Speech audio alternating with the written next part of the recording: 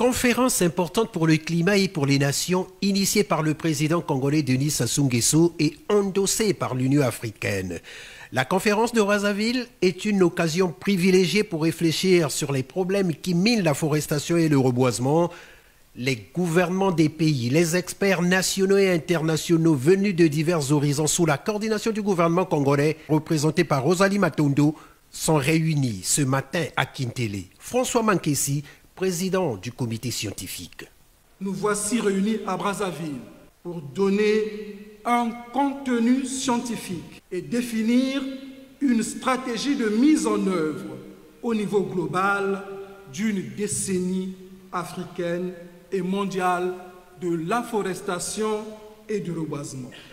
D'après les statistiques à en croire la représentante du PNUD au Congo, chaque année, le monde perd près de 10 millions d'hectares de forêt et l'année 2023 a été par ailleurs la plus chaude jamais enregistrée sur la Terre. Dans ce contexte mondial, marqué par des niveaux records d'augmentation des températures terrestres, les actions d'afforestation et de reboisement de grande envergure constituent plus que jamais une voie par excellence, non seulement pour lutter contre les changements climatiques et la préservation de la biodiversité, mais également pour la protection des ressources naturelles et surtout l'amélioration, encore une fois, des conditions de subsistance de ces populations.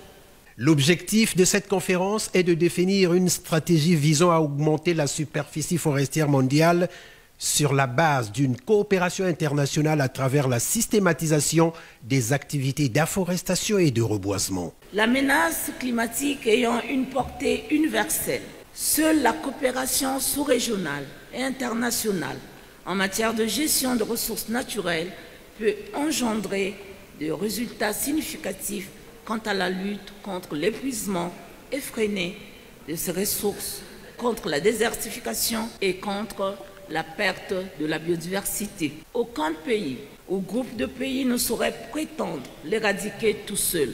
Une coalition mondiale s'avère indispensable. Il nous faut donc agir dans la cohérence et la méthode en privilégiant la mise en œuvre des solutions basées sur la nature, au nombre desquelles l'extension de la couverture forestière mondiale à travers la promotion des plantations forestières et agroforestières visant l'accroissement des stocks de carbone. L'initiative de Brazzaville prendra à l'issue des travaux de cette conférence la direction de New York en vue d'une appropriation par les Nations Unies à travers une résolution visant à restaurer une décennie africaine et mondiale de l'afforestation et du reboisement.